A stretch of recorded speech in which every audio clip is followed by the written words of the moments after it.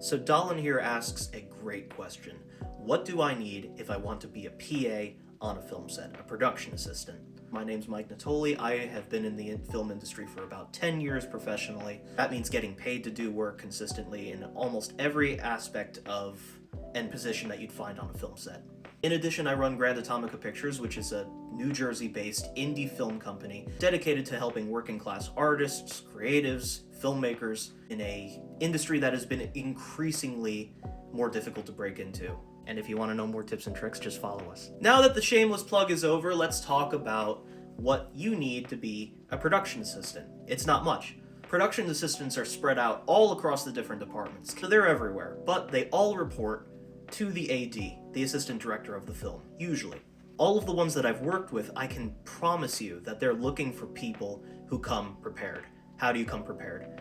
Bring a multi-tool, bring a set of Allen keys.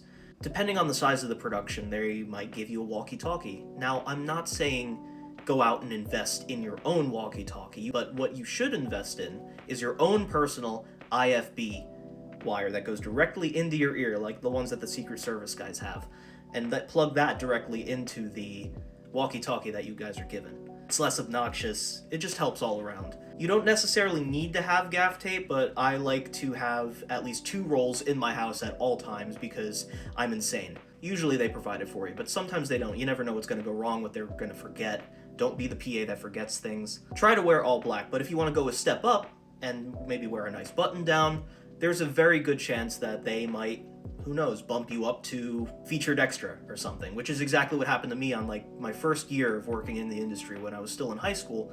I was working on a short film called Hotel by Mark Clawberg. It was 3 nights deep in Atlantic City until 3 a.m. and it was one of the most incredible experiences I ever had as a first-time filmmaker. Now, I was only a PA. This was a professional but low-budget production, which means that sometimes you need to fill the frame with, background actors. So, a little bit of a try-hard. I dressed up in a black button-down. Not something like corporate, not something white-collar, but something dressy. Something where you look good on camera if you show up on camera. Because of that reason, I was a featured extra in this film. That made it to Amazon for a few years, back in 2016 to 2019. It since fell out of distribution, but that was a cool thing to see my name and my face up on Amazon. Even if my only line was, yeah, hell yeah. The last thing I'm going to mention, and this is the most important thing that I can tell you, come to set knowing how to wrap cable. There's a certain way to wrap cable. Please, for the love of God and all things holy, do not elbow wrap it like you would an extension cable in your dad's backyard. You will get crucified by someone higher than you on set, which, even though because you're a PA, is basically everyone.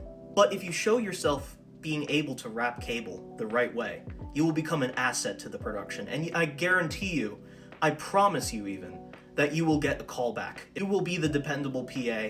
You will be the one that makes their life a little bit easier.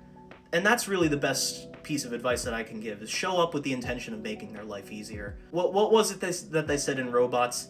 See a need, fill a need. That's you as a PA. That's what you need to be. That's basically all she wrote. Follow us for more tips and tricks on the film industry. And remember, Hollywood doesn't care about you. They never did, but we do.